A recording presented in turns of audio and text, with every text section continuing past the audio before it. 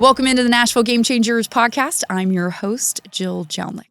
Well, there's no question that Nashville is quickly growing into an incredible sports city, incredible teams, exciting events. But those teams and players and sports scene wouldn't be what it is today if it wasn't for the writers and the media members that cover those teams and share those incredible stories. That said, really excited for our guest this week. She is one of the most awarded and veteran writers in the state of Tennessee when it comes to sports journalism. I'm talking about the one and only Queen T, Teresa Walker of the Associated Press. Queen T, thank you for joining the show. Jill, thank you for the invitation, and happy always to join you. I appreciate it. I said award-winning. I want to just start by saying you don't become a 5-time National Sports Association media winner for sports writing 5 years for nothing. So you've been doing something well, Teresa. Indeed, and a Tennessee Sportswriters Association Hall of Fame member, class of 2020. So yeah, and you keep plugging away, and it's nice when people notice. Absolutely. Well, I think it's reading your articles, especially anyone in the sports world, right? I think whether it's on your phone, on the computer, quick AP write-up on the Vols game, we get the AP articles all the time. Not even just me being in a newsroom, but fans and other professionals always have revolved around Associated Press. And so I think growing up, or maybe when I first got into sports broadcasting, I think I didn't necessarily take it for granted, but I didn't appreciate all the work and effort and hours and time that it takes to be such an incredible sports writer, but also one that works for an incredible organization like the Associated Press. So you deserve all the credit in the world. That's what I'm trying to say. Thank you. Some colleagues, a colleague told me last night that some of us, especially as old school AP people, were warriors. So, and it's like that fits because when you work for the Associated Press, you have to be a jack of all, Jill, of all trades, all sports. Yeah. And when I first started for AP, it's like I would introduce myself. Well, the AP top 25. That's right. Because so many of our members, they would just take off the AP and it was just our news services and people, maybe early, still today, don't know exactly how big and how wide our reach is, but we're everywhere. And such a strong reputation, just a credible reputation. And I think in today's world, that means a lot, especially with digital media, AI, having the backing of such a prominent organization that has been around for so long. And you've been with the AP for a long time too now. What, 36 years? 36 down and into the 37th. So there you go. Just a minute. Long time. For those that aren't as familiar with maybe everything that you cover, what are all the teams you cover? But then also you're a pro football writer. You're also vote in several numerous categories. Please tell us everything that you're a part of because it's so much. Well, I'm state sports editor for Tennessee now, and I added Kentucky a year ago. So I'm overseeing all the coverage that AP needs in both states. I cover the Titans since they moved to Tennessee. Somebody asked me the other day, how early did it happen? Well, I started covering the whole process to bring the team here, the Nashville Yes campaign. And, so one of my first interviews with the pro team, Jeff Fisher in the halls at the dorm over at TSU before their first training camp. So, and I've covered them for 29 full seasons now. 2026 will be 30. I cover Vanderbilt. I cover the Grizzlies. I've covered the Predators. Literally covered that whole expansion process even when the Devils were flirting with moving to Nashville around 94 or so. I've covered Vanderbilt since 92. And right now the basketball teams are probably having their best combined seasons. I go back to 92-93. The men won the SEC regular season title. The women went to their only Final Four that year. It feels like kind of a throwback season with what they're doing on West End. But PGA in Memphis forever I covered. Now that it's a FedEx playoff event, I don't go down to it that much. I have a colleague who's our magnificent golf writer. He handles that. I oversee Tennessee. I go to Chattanooga on occasion as needed. I covered Terrell Owens' Hall of Fame induction in Chattanooga, which talk about your unique events. Yeah. But I have covered things in gyms and football stadiums across the state of Tennessee.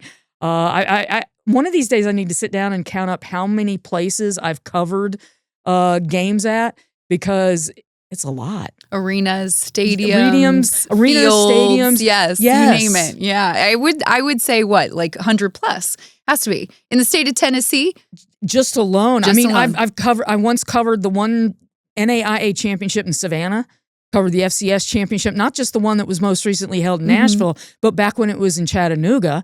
I've covered things throughout. Yes, Knoxville, Neyland Stadium.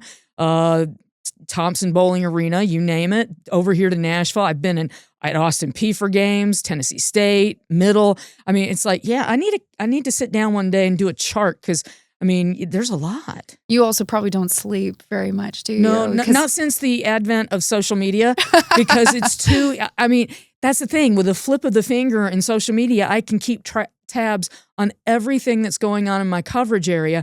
And that's the thing. I'm expected to be on it or ahead of it in as many occasions. I'll use an example. Last Friday, there was all this talk started about John Morant's on the trade block. The Grizzlies are taking trade offers or listening to what people might want for John Morant. I have somebody in Memphis who covers the Grizzlies for me on a game-by-game basis. Well, because he and I have such great communication, and he's been working for AP longer than I've been with AP, thank God, he had a story filed to me that Friday morning by 9 a.m. saying, hey, this is prepped in case they trade Ja. So all I had to do is edit it and put some hyperlinks in it, and it's like, hey, tell my bosses we're ready. We don't know who's coming, but we're ready if they do trade him. That's how you get ahead of the curve in sports writing. Always. You have to be prepared for what might happen. They may not trade Ja Morant. I can't tell you. I've written preparation for the Predators and Barry Trotz firing Andrew Burnett, not once, not twice, but 3 times, and that hadn't happened yet. So, correct. Bruno, you're going the right direction. But you don't want to be right there, but that's the job. Yes, we have to be ready, because the instant something happens, we have people looking to our app. Our customers who get our copy into their computers are expecting that they refresh that there's an AP story there for their use. Ready to go. And that's what we have to do. Yeah. Whether you're brushing your teeth, about to go to bed, or just waking up, you got to be ready to go. That's from whether when it was Albert Hainsworth reaching a deal in free agency with Washington. I think it was like 3 a.m. That one time. Yes. Or it just doesn't matter. I was on vacation in Fort Walton on July 4th, 2009, when the horrific incident with Steve McNair happened. Packed up the house, the condo, worked the story, reported it, drove back, and then covered it for the whole next week. I have to imagine that it has to be one of those eerie memories you would just never, ever forget if you tried.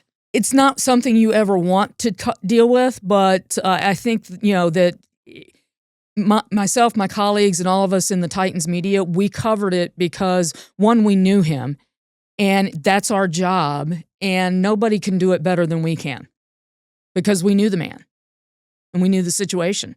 So, but we were there. I was there through the memorial service. I drove to Hattiesburg, covered the funeral, and went to to Mount Olive for the visitation, where there were cars lined up so much. They had state troopers helping direct traffic. Where does that experience kind of rank in terms of difficult events you've covered? One of the toughest. I mean, we got a chance to go through and pay our respects at before the memorial, and it's just because, again, we covered him. We saw that guy bounce back from so many injuries and lead them to so many huge wins that you just don't expect something like that. And honestly, it's why I went into sports. I started my career covering news, and sports is much more fun. And usually you don't have people dying in sports. So to have that happen when you specifically are covering sports for the escape, it is a gut punch. But we're professionals, we're journalists, we go do our jobs, and then we have our feelings off the clock. That's always been the tough part. Put your feelings aside, no emotions in it at all. But when you're talking about the death of someone and the face of a franchise, that's so difficult to do. How did you see the community, specifically the Nashville community and Titans fan base, change after that? That's a good question. I mean, I think there's still just a remnant of grief because, you see what Eddie George is doing. He's now coaching Bowling Green and just having this great post-football career. We have so many former Titans in town, on radio or podcasts or things like that, or in the business community. And it's tough not to think, Steve McNair should be a part of that, quarterbacks continue to be compared, to Steve McNair. Does he have this? Does he have that? Pretty much so many come up short wanting. When they took Jake Locker, they wanted to tell themselves that they had a guy who could be, maybe that they saw some of that in him. So it's there is that. I don't know if it's a shadow so much, but it's certainly a measuring stick that still, I think, gets used to this day. And because of the successes that he held, his practicing or not practicing for 5 straight weeks through injuries, yet starting and winning all 5 straight games, led them to the AFC Championship game for the 2002 season. Now, the next year, he split the NFL MVP with Peyton Manning. He deserved that by himself. He should have gotten it the year before because, again, did not practice 5 straight weeks, 5 straight wins, and then they run out of gas in Oakland, lose to the Raiders, Bill Callahan coaching the Raiders, and miss out on a Super Bowl chance. So that was all Steve McNair at the end of that season. He wasn't practicing just to rest because he was beat up quite a bit. Literally, yeah, he had like several injuries but he found a way to answer the bell at game time. But he was getting himself ready, but he didn't practice those 5 weeks. When I think back, and I've been watching the NFL since the mid-'70s, it's tough to think of somebody else who put together that kind of streak of weeks and results that mattered at such a time. You mentioned you were part of the welcoming committee for the Tennessee Titans, or the campaign to get them to Tennessee. Covered it. What were some of your early memories of that first year? Jeff Fisher, you mentioned him. He was at TSU. I know they were practicing at Vanderbilt as well. No, this is the fun part. No, they had training camp for 2 straight years at Tennessee State. TSU, okay. But they had temporary practice fields and building and a locker room in the back of a medical building in Bellevue. In fact, That's so random. Bellevue has everything, including the home of the first year of the Tennessee Titans. When you go to Fordyce in Bellevue, that's where those fields were. Wow. And so for 2 years, and then they had a training camp there for '99 because the current facility wasn't open until like right before the season, the end of August '99. So and they were an afterthought because in '97 the then Tennessee Oilers played in Memphis. Memphis didn't want them because Memphis had lost out to Jacksonville and Carolina for expansion franchises. So they didn't want the Titans. It's like, if you're not going to bring your NFL team here, we don't want you. Literally. And I wrote stories that year about how the players could hear the fans in the stands. There were very, very few fans in the stands.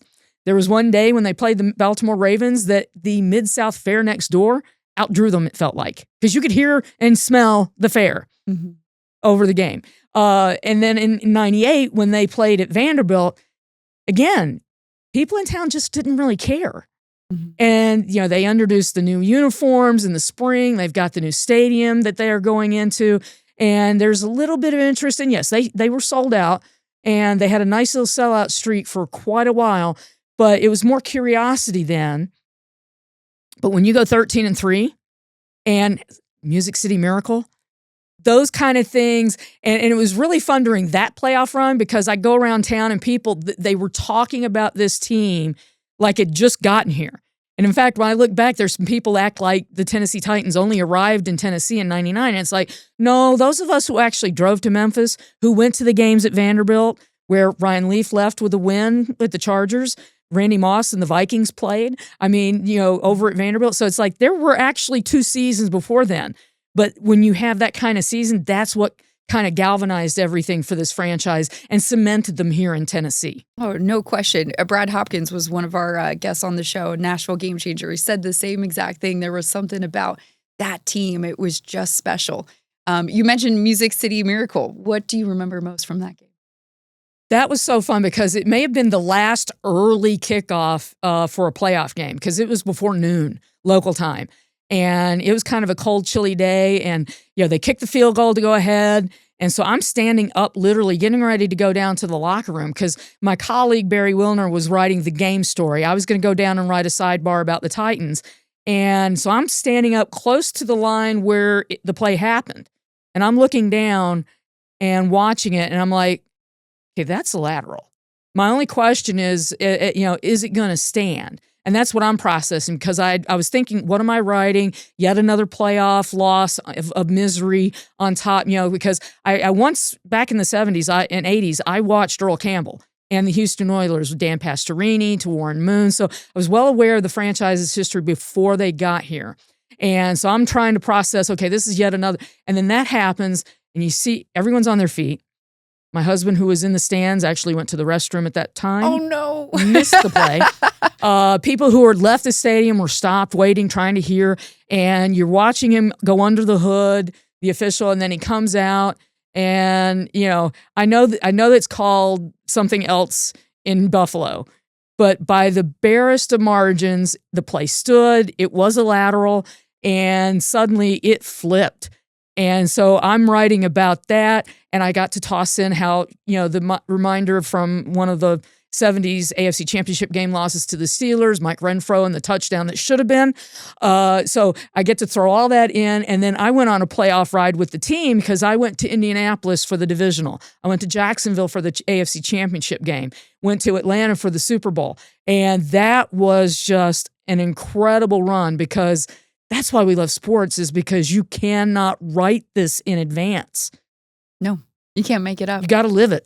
And did you still go to the locker room after that Music City Miracle? Yes, I went to the locker room there. I went to the locker room in Indianapolis. Tried to. I think I got down at AFC Championship game to the Jaguars or to the Titans. I mean, it was just such an incredible blur. I remember talking with Kevin Dyson after the Super Bowl, because he was the hero from the Music City Miracle. And then he's the guy who came up just short in Atlanta. And again, Kevin Dyson, still a pro, he talked after that. He talked after the Music City Miracle. He talked after that. So lesson to you young athletes, talk in both occasions. It's not easy, but good times and bads. You got to do the job. It. Yeah. What was that locker room like after the Music City Miracle? Thrilling. I mean, it's like, can you imagine? I mean, to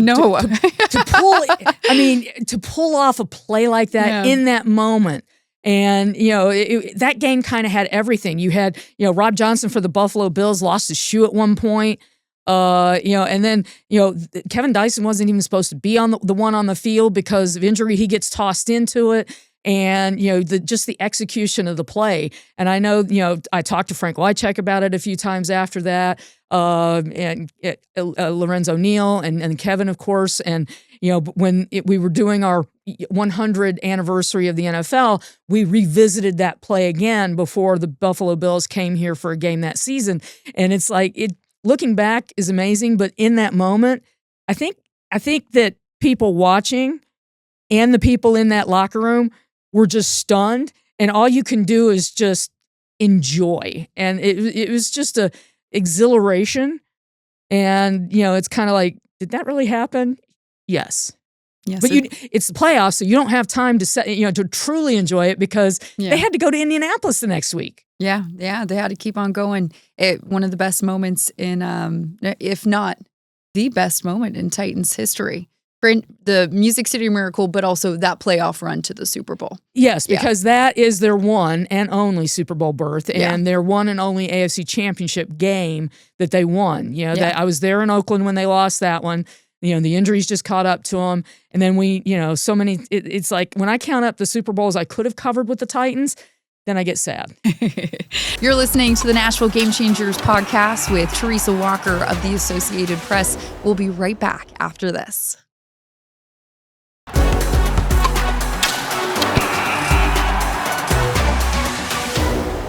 Okay, we talked about Titans' most memorable moments, best moment in Titans franchise history. Let's talk about 2017 Stanley Cup run for the Nashville Predators, because correct me if I'm wrong, you know better than anyone else, this was not a hockey city, especially in the early stages of that expansion. People didn't really know how the rules of hockey, what it meant to come to a city like Nashville in the South. And then from what I understand, 2017 changed everything. Well, credit to Pete Weber and Terry Crisp, because when this franchise started, the Predators, they did hockey 101 classes, literally to teach people and teach them what hockey was. You know, and we had youth programs, and there were, I think at that time, there were 16 high school teams playing hockey. My son ended up being one of them, but he wasn't born until 99. So, he took one of those souvenir sticks that they gave out in those early days and destroyed all my baseboards in my house. But that's the thing. They were building, and the fan base, they had a devoted fan base, and they quickly grew their chance. And then in 2007, when Craig Leopold tried to sell the team, and that devoted core stood up and said no. And I think it was Phil Bredesen's wife that had the sign, "Keep your hands off my team." And local ownership helped step up to keep the team here. Certainly helped when the guy that Craig Leopold tried to sell a team to overstepped his hand, started trying to sell season tickets up in Hamilton, Ontario. When you're trying to steal a team, you need to be a little more careful about that. But, so they finally get into the playoffs. 2011, they finally won their first playoff series. It was in stages. And then we get to 17, and they just got into the playoffs. They were the 8th and last team in the West to get in, and Pekka Rinne stood on his head in Chicago, stole that series. They sweep the Blackhawks, and that, again, those are the things about sports. Music City Miracle, the sweep of Chicago, galvanizing things that just kind of, it's like, why not us? And they just made that incredible run. And, if not for the injury to Ryan Johansson, I think they win the 2017 Stanley Cup, because, again, Pekka Rinne was playing out of his mind, but they just needed that one other thing. And, in Game 6, maybe the one guy who can't see the puck in the entire building, don't blow your whistle. Just saying. But that's the thing. But the crowds were outside. Before Game 3, I tried to go outside the arena and just get a feel for the people. Tens of thousands of people downtown Nashville, because even if you didn't have a ticket, you had to be there. They had the pregame concert outside. The vibe. If you were at the 2019 draft, that was great. But that was a party. This was a competition. Mm-hmm. And it was summer, so it made it a lot easier. But it was just, I had to get back inside. I got to Wolfie's, and it was like, there were so many people, I was getting claustrophobic. I was afraid I was going to get squished. So I got back inside the arena where I could at least breathe. But it was like that for games 3, 4, and 6. And even through the playoff runs up to that, each round, you could just feel the buzz growing, the watch parties, and the crowds were gathering. The parties outside were just, it was an excitement. And, that's what made 2018, when they won the President's Trophy and lost in the second round in Game 7, kind of deflating, because it's like, it was going to be our chance to go get it again. And that's the problem with sports. Sometimes you don't know that the opportunity is right there, and you've got to seize it. And you don't know when that opportunity could come again for that franchise. Exactly. I mean, it's 2026, and they're still waiting. Yeah. You mentioned Pekka Rinne. I only got a couple years covering him. You have almost a lifetime. What was it like covering that legend? Because I also know from everyone I heard, he was always so respectful with the media and workers, everyone around him, not just his team. Maybe, and I've covered some really great people to cover. I mean, Eddie George, Kevin Byard, just to name a couple. Pat Summitt, yes, the legend. But with Pekka, nice doesn't even come close. And there was one time in the locker room where there were TV folks in one corner, I think maybe with Philip Forsberg, and there's a couple of us, print people right there with Pekka. And somebody's like, well, wait for the TV people. And it's like, well, we're on deadline. We get a little frisky and grouchy when we're on deadline because, again, we got bosses want what they want when they want it. And Pekka just kind of standing there and he goes, let's not argue. Just let me talk. And that was him. I mean, whether it was a win, whether it was a loss, he was, he talked.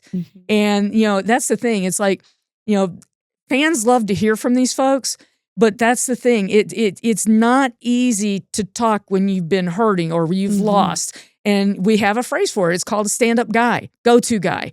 And Pekka, absolutely. And they kind of make it tough in a way on themselves because, we want to go back to you because, one, you're good. You're patient, and that's the thing, patient. I mean, he knew that he was a face of the franchise and that people would come and talk to him and needed to talk to him because he was Pekka Rinne. There's a reason there's a statue outside the building for him. There is a very large bronze statue of Pekka. I just love didn't like when that. he'd stand up on his skates because I'm really short and that just accentuated his height. Yeah.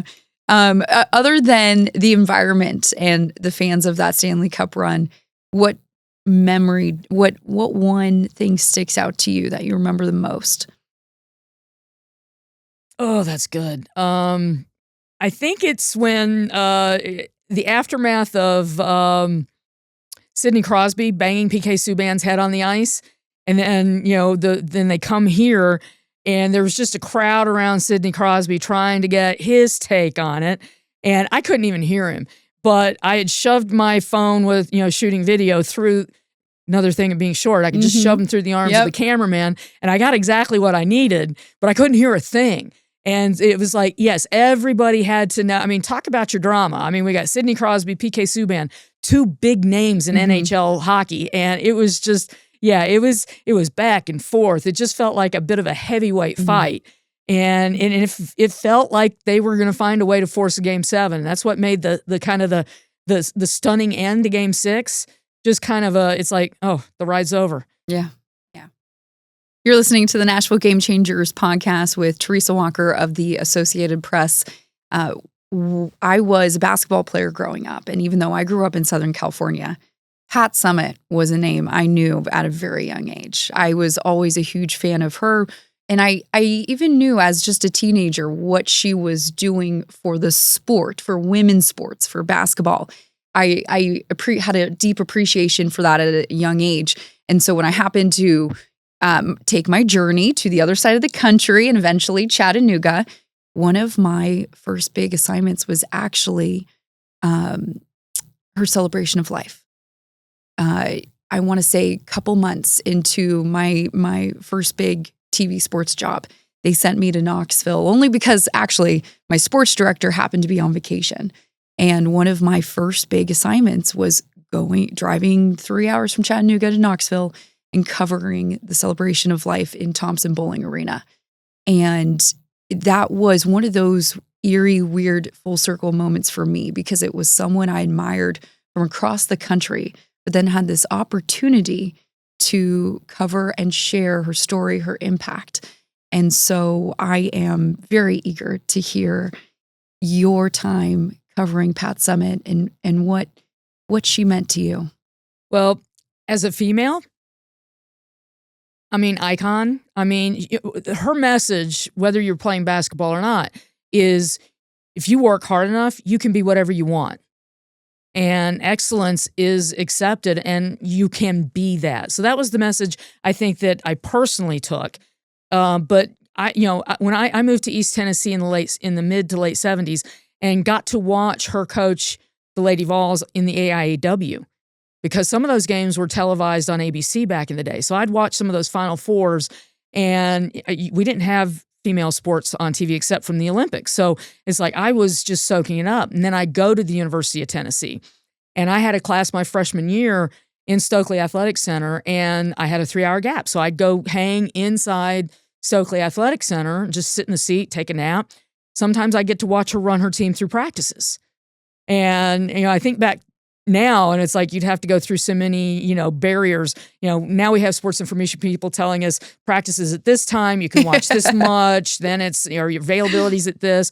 Then it was like, just come, Mm-hmm. And then watching her build that program, I was working at my first newspaper and I was doing news, not sports. And I got to go to some NCAA tournament games at Tennessee.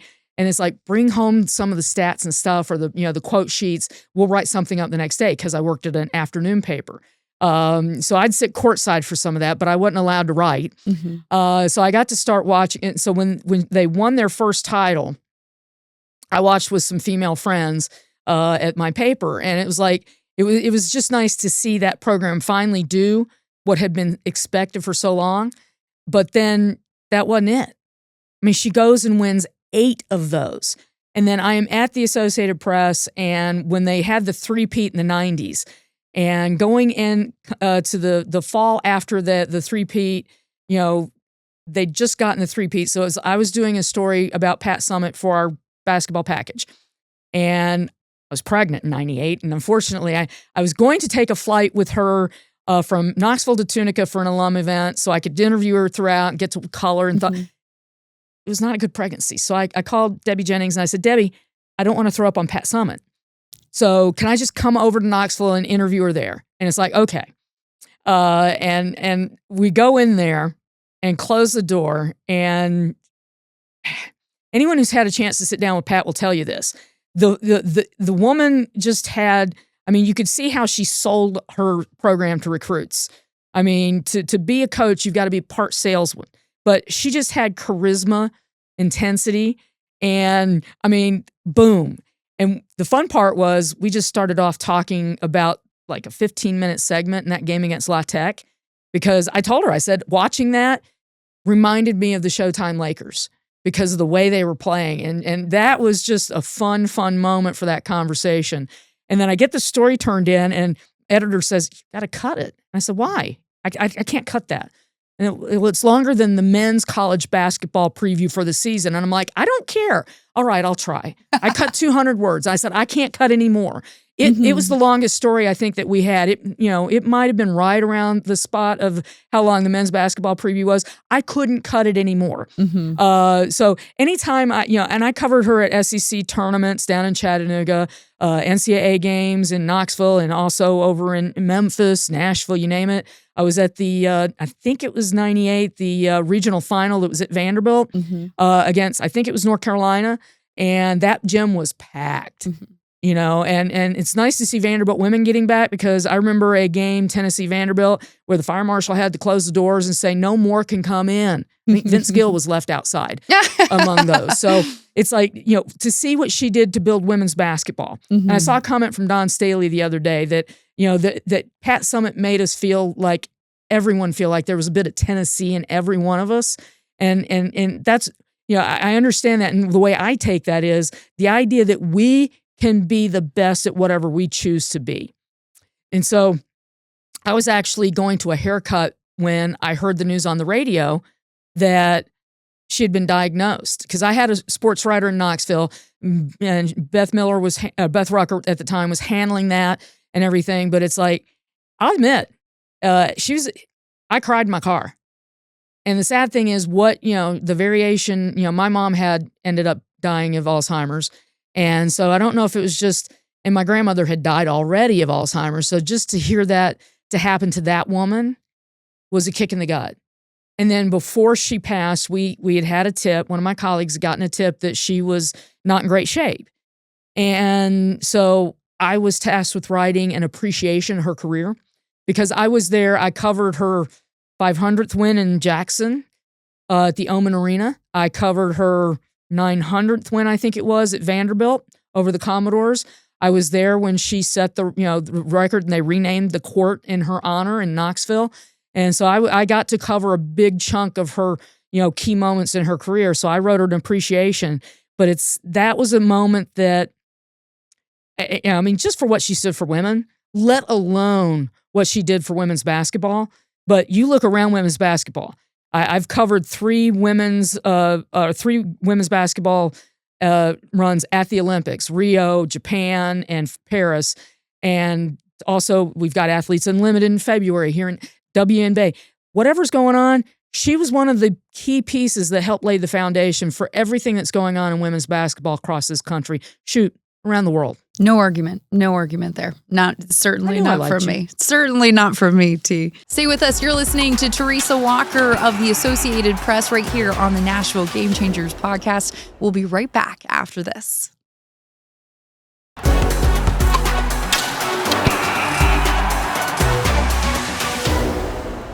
Speaking of impactful women in sports, shattering ceilings, right? Glass ceilings.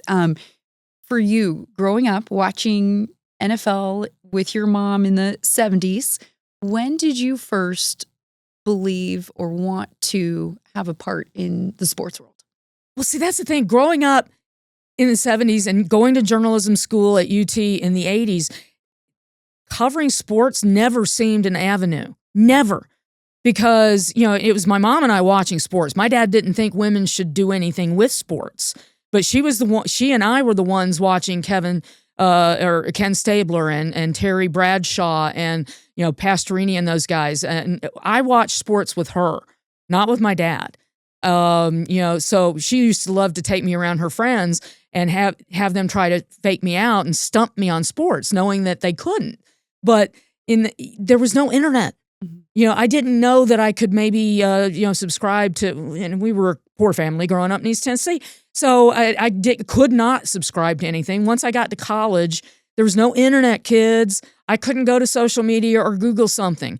So I started subscribing to Sports Illustrated, but there weren't female bylines in that. There were women out there working, but I didn't know where they were. I didn't know how to find them.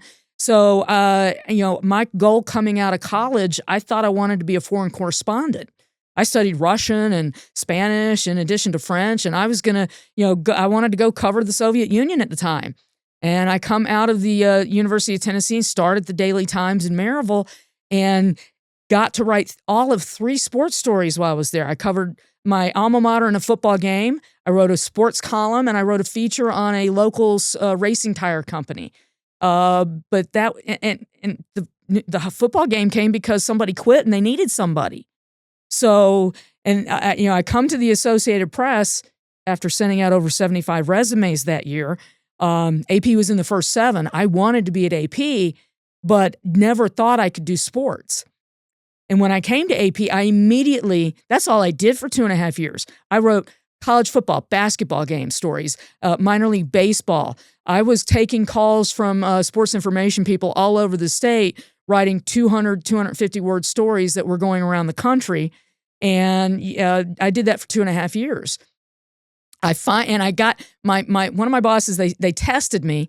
So I got sent to Memphis to cover my first NFL game, was a preseason game in the Liberty Bowl, the then LA Rams with Jim Everett, and the then Houston Oilers with Warren Moon. Oh, my. So that was my first game, and it was in August of 91. And then the next year, in the next June, I got, do you want to be state sports editor for AP? And I'm like, didn't know what it involved, but I said yes, because you don't turn down opportunities. And the rest is history? Yes. You figure it out and you make it work, and it's turned out pretty well. I would say so, too. Before I ask you your opinion for our final In Your Opinion segment, what is your favorite interview you've ever done? May not be your best interview, but your favorite interview. One of your favorite. Oh, see, now that's tough. I know, you probably have so many. Well, I could cut it down to a top 10. Okay, what about top 3? Top 3 people. Well, the one with Summitt is absolutely right there at the top. Yeah. Absolute top. Getting to interview Earl Campbell by phone for when Mike Munchak was being inducted into the Hall. Maybe it wasn't Mike Munchak. Maybe I think it was Bruce Matthews, because Bruce Matthews helped block for Earl Campbell, one of those two. So I got to talk. I watched Earl Campbell when his jersey was just ripping in defenders' hands as he ran over them. So Earl Campbell's up there. Mm-hmm. Herb Brooks. I got to talk to the late Herb Brooks before the Nagano Olympics, because Mike Dunham of the Predators was going to be going to the Olympics. So I got to talk to him about Dunham. And so that's probably the top 3. And that's the thing. I could easily go to a top 10. Mm-hmm. What about top Super Bowl you've covered? I know you've covered a handful of them. I've covered 5 3/4. The 3/4 one is the Tampa one during COVID year. Okay. Mm-hmm. I did the entire week by Zoom, and then my husband had a big birthday that Sunday, so I tapped out. But being there in person for the Titans, I mean, coming so close to the first overtime in possibly in NFL history, that was a heck of a moment. I just, having seen that season, I expected Steve McNair to find a way to make it happen. 28-3, I was there at Houston, but I was also there in San Francisco when Peyton Manning in Super Bowl 50 got his second with Denver. So those are probably top 3 of those. Those are pretty good ones. Okay, final segment. In my opinion, whatever's on your mind, whatever you've been thinking about lately, light your fire one way or another. It's all for you, all on you. I cannot wait until August 15th when Foo Fighters are at Nissan Stadium. Okay, I was like, is that the start of the college football season? No. I had friends saying, I can't buy tickets that far in advance. I don't know what I'm doing. And I'm like, well, they're at Nissan Stadium, so that means the Titans aren't playing there that night. I can go to this concert. Yeah. I love Foo Fighters, and it's going to be part of my 30th wedding anniversary celebration weekend. I'm dragging my husband with me. You mean he is lucky to be with you for that Foo Fighters concert? Yeah, I'm a Foo Fighter fan. You're clearly enough for the both of you. Yes. Congratulations. That's exciting. I love that. That's a very different, in my opinion. I think that one might be one of my favorites. So there you go. Well, he is my biggest supporter through all of this. Yes, so yes, that's awesome. I'm excited for you guys. Queen T, thank you so much for joining the Nashville Game Changers podcast. I've always loved hearing you reminisce and talk about the Titans back in the day, what it was like covering all these wonderful teams and watching them evolve. But I also just love, I love you as a person and as a friend. You have been friends with so many people in this state, across the country, in this world. And I think this whole world is better because you're in it. I know Nashville is better because you're in it. You are a Nashville game changer. So thank you for everything you do. Well, Jill, you just filled my heart ridiculously huge. So it's beyond Grinch, expanding twice the size. So thank you. Mm-hmm. Simple coda. Treat others the way you'd like to be treated. Mm-hmm. And I'm just glad you're on our scene. Yeah, me too. Make it better. Make it better. Thanks, T. My pleasure. Thanks so much for listening to the Nashville Game Changers podcast. Be sure to tune in next week for our new guest. And as always, you can check out all of these episodes on YouTube and social media. And when you're there, please like and subscribe.